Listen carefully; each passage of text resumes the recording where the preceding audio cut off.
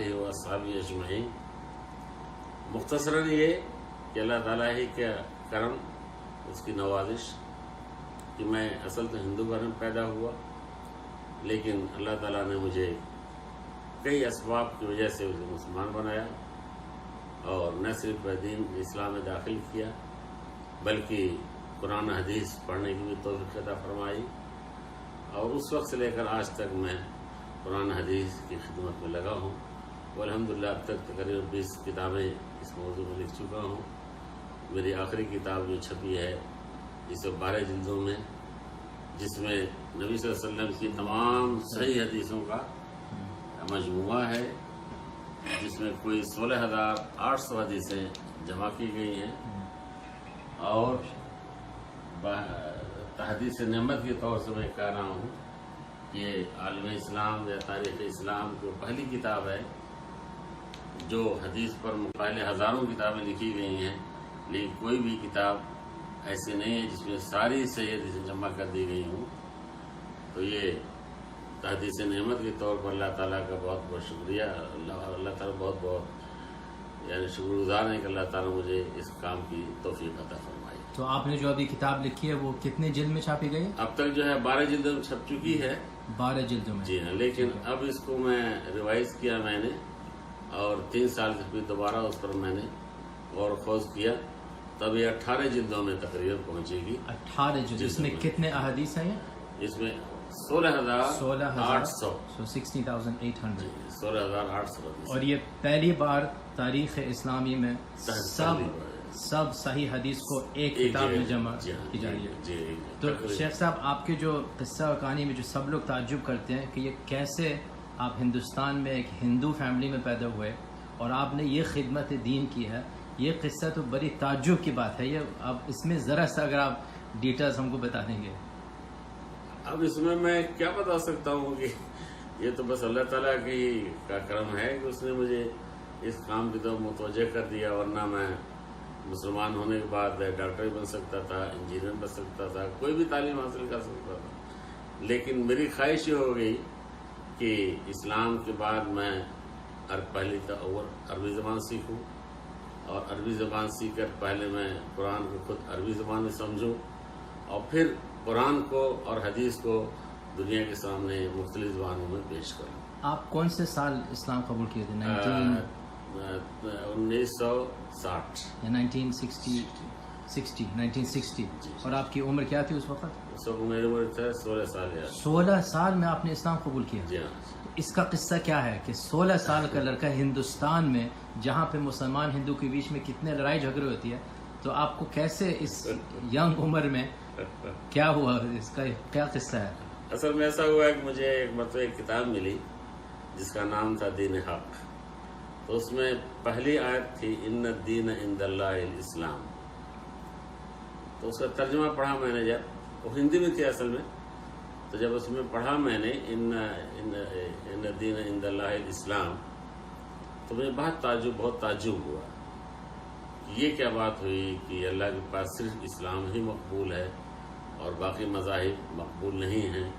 یہ بات بہت ہی عجیب سے لگی مجھے، اس لیے کہ ہم گیتا اور کرشنا کے جو اقوال پڑھتے تھے اپنے زمانے میں، اس میں تھا کہ تم کسی بھی راستے سے آؤ میرے تک پہنچو گے، کسی طریقے سے میری عبادت کرو تم سب میرے پاس ہی پہنچو گے۔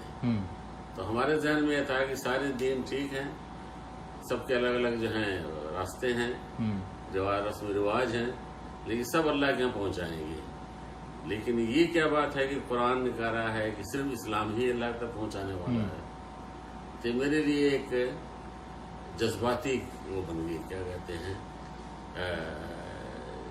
انزعاج پیدا ہوا، یہ کیسے ہو سکتا ہے، یہ کیسے ہو سکتا ہے۔ تو اس لیے میں نے فوراً اپنے بعض اساتذہ جو تھے، میرے پنڈت اور جو بڑے بڑے اساتذہ، ان سے مراجعت کرنا شروع کر دی میں نے کہ بھائی بتائیں ذرا ہندوازم میں جو ہے یہ کیا ہے، یہ کیا ہے، تاکہ میں پتہ لگاؤں کہ اگر ہندوازم اگر ٹھیک ٹھاک ہے تو پھر اسلام پر میں رد کر سکوں۔ لیکن جب میں ان کے پاس پہنچا اور ان سے میں نے کچھ سوالات وغیرہ کیے تو وہ میرے سوالات کا جواب نہیں دے پائے صحیح۔ ایک طرف میں اسلام پڑھ رہا تھا اور دوسرے ہندوازم پر اپنے جو ہے وہ کر رہا تھا، کیا کہتے ہیں، نالج بڑھا رہا تھا تاکہ اسلام کے رد میں کچھ لکھ سکوں میں. تو آپ کو اسلام کے رد کرنا، آپ کو ریفیوٹیشن لکھنا تھا؟ جی، رد میں لکھنا تھا مجھے. آپ نے کوئی مسلمان سے ملاقات کی تھی اس وقت تک؟ اس وقت تک میرے ایک آدھ دو استاد تھے مسلمان، تو ان سے میں کچھ پوچھتا تھا، جو سوالات کرتا تھا تو جواب دیتے تھے. لیکن میرا مقصد تھا کہ میں اسلام کا رد کروں ہندوازم پڑھ کر کے، ہندوازم پر اتھارٹی حاصل کر کے. لیکن ایک طرف میں ہندو علماء کے پاس جاتا تھا، دوسرا مسلم علماء سے جا سیکھتا تھا اسلام. تو مجھے جب کمپیریٹر کیا میں نے تو پتا چلا کہ ہندوازم میں کچھ ہے ہی نہیں. ہندوازم کچھ چیز ہی نہیں ہے، بلکہ وہ تو صرف خرافات اور واہیات اور رسم و رواج، مالائی دیو مالائی قصے، اس کے علاوہ اس کی کوئی اساس ہی نہیں ہے. اور ہندوازم میں کوئی اللہ کو مانا ہے، نہ مانا ہے، ایک مانا ہے، دو مانا ہے، 1 کروڑ مانا ہے، سب ہندو. نہ مانے تو بھی ہندو، 1 مانے تو بھی ہندو، 1 کروڑ مانے تو بھی ہندو. عجیب عجیب واقعات. پھر جو رام کرشنا وغیرہ کے واقعات آتے ہیں اس میں بھی بے تحاشا اندر وشواس پیدا ہوتا ہے. واقعات میں جو ہے کوئی سچائی کا پل بھی دکھائی دیتا ہے. پھر ہم نے بعض ہندو علماء سے ان واقعات کی تاریخ پوچھی تو کوئی تاریخ ہی نہیں ملتی ہے. تو یعنی ایک ہندوازم میں ایک میرے سامنے جو ہے بالکل ایک مبہم سا ایک مذہب بن کر رہ گیا. اور ادھر میں اسلام کا بھی تھوڑا مطالعہ کرتا رہا تاکہ اسلام کا پتہ چلا کہ اسلام کیا ہے. یہ کشمکش کوئی 6-7 مہینے چلتی رہی میرے اندر. یہ صورتحال رہی 6-7 مہینے تک. اور اس بیچ پھر مجھے قرآن پڑھنے کا موقع مل گیا ہندی میں، تو اور میرے نالج قرآن پڑھتا چلا گیا. پھر بس اللہ کی طرف سمجھے کہ اللہ کا کوئی وقت ایسا متعین تھا، کوئی ایسی ساعت آئی کہ اللہ نے فیصلہ کر دیا میرے لیے نہیں، تمہارے لیے جو ہے اسلام ہی صحیح ہے اور ہندوازم چھوڑو اس کو. تو اس طرح میں نے اس کو چھوڑ کر اس طرح آ گیا. تو پھر آپ جامعہ اسلامیہ کیسے آئے؟ آپ کون سے شہر میں تھے ہندوستان میں؟ ایسا تھا کہ میں تھا تو یو پی میں، لیکن اسلام قبول کرنے کے بعد میرے لیے یو پی میں رہنا مشکل ہو گیا. اور میں 1.5 سال تک تقریباً مختلف شہروں میں ہجرت کرتا رہا، کبھی یہاں کبھی وہاں کبھی وہاں کہاں. آپ کی جان خطرے میں تھی؟ جی صورتحال جو ہے اس کا بہت نازک تھی اس وقت. اور یہ شاید اس وقت کے حساب سے دیکھا جائے تو یہ سالوں یعنی سینکڑوں سال کے بعد ایسا کوئی واقعہ ہوا ہو، کوئی ہندو مسلمان ہوا ہو. اس لیے کہ کوئی فضا ایسی نہیں تھی کہ کوئی ہندو مسلمان ہو جائے.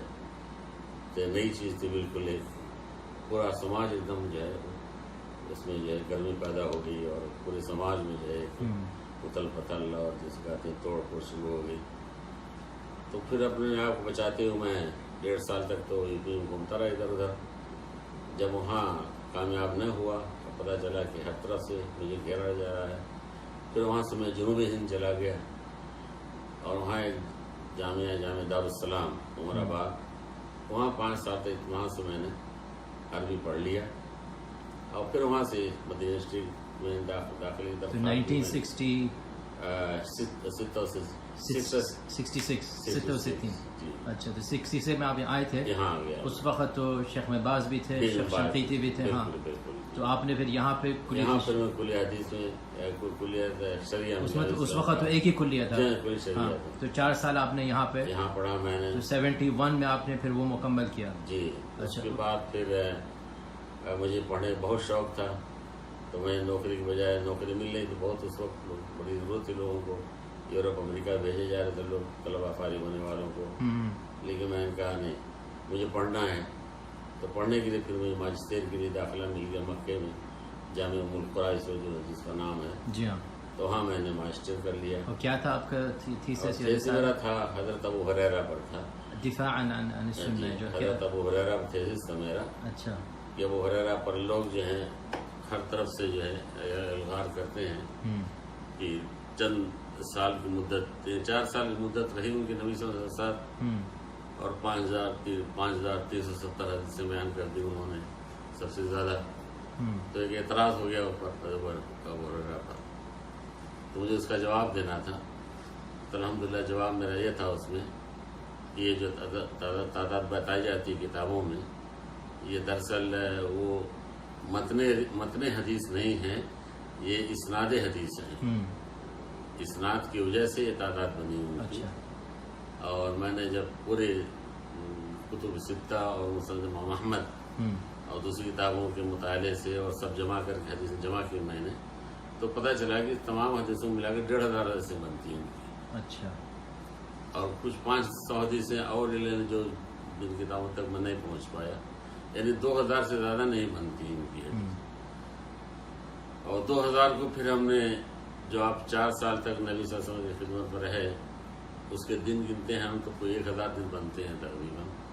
تو اس طرح سے یومیہ 2 حدیث بنتی ہیں. سبحان اللہ. کسی نے آپ سے پہلے اتنا سمپل کسی نے کیے نہیں. سبحان اللہ. حالانکہ سوچنے میں تو کتنا آسان ہے، لیکن اس کا جو ایک عبقری ہے، جو ایک ہوتا ہے مائنڈ، جیسا آپ ماشاء اللہ کسی نے ایسے سوچا نہیں کہ ڈیوائڈ کر لیں کتنے ایام اور کتنا ماشاء اللہ. جی، تو ریاضی کے اعتبار حساب لگایا میں نے. بالکل ہی ہاں، بالکل معقول. تو میں نے کہا بھی ایسا صحابی جو 24 گھنٹے نبی صلی اللہ علیہ وسلم خدمت میں رہ رہا ہو، جو دروازے پر بھوکے پیاسے سو رہا ہو، بالکل ہاں، اور جب لوگ اعتراض کرتے کہ تم بڑی حدیثیں بیان کرتے ہو، تو کہتے کہ تم تو تجارت میں لگے تھے، تم جو ہے زراعت میں لگے تھے، عورتیں جو ہیں اپنے سنگار اور اس میں لگی ہوئی تھی، اور میں تو 24 گھنٹے بیٹھا رہا تھا دروازے پر، آپ کے ساتھ جہاں جا رہے ہیں جاتا پھر آتا. تو اس طرح سے میں نے حدیث سیکھی. ایسا شخص کہ اگر 2 حدیث بیان کرے تو کیا اعتراض؟ بالکل صحیح بات ہے. اس میں اعتراضی کیا گنجائش ہے اس میں؟ تو آپ نے پھر ماجسٹیر ماشاء اللہ یہ رسالہ جو ہے لکھا میں نے، اور پھر بہت پاپولر ہوا ہے.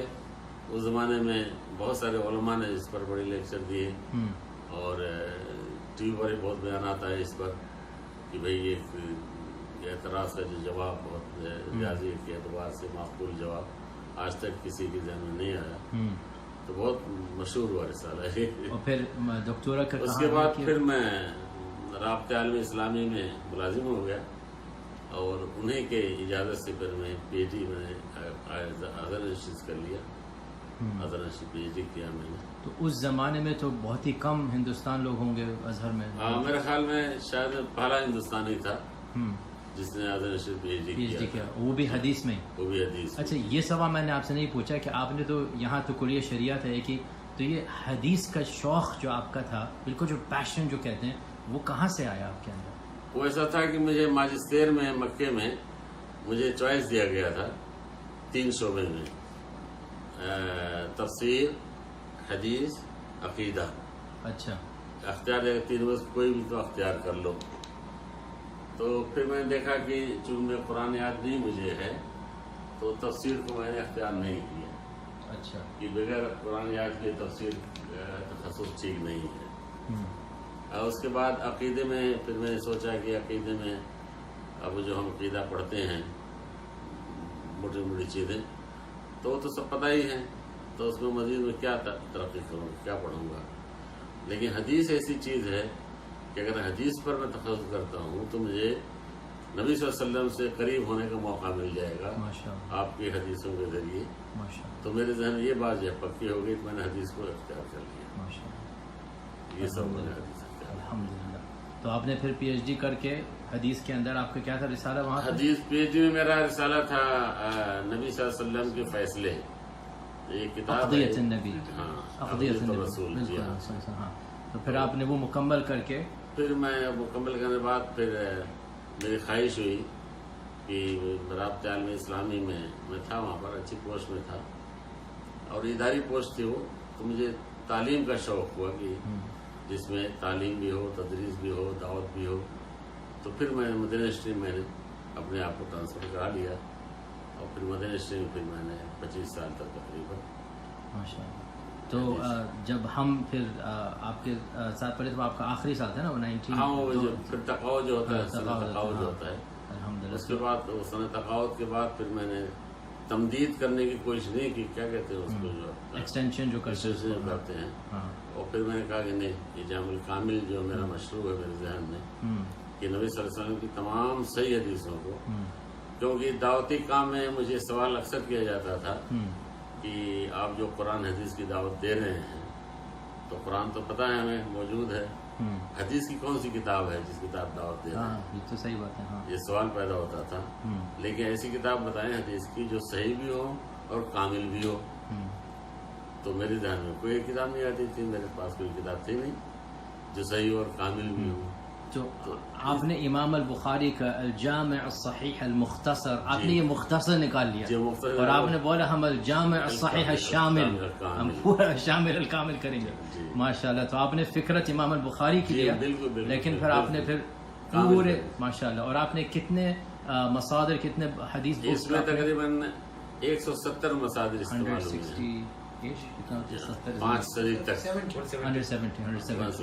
یعنی 5ویں صدی تک، 5th century تک آپ نے پورے جو حدیث 5ویں صدی جتنی حدیث کتابیں لکھی گئی ہیں یہ سارے ہمارے مصادر میں. سبحان اللہ. ان سے ہم نے صحیح حدیثوں اور حسن حدیثوں کو تخریج کے ساتھ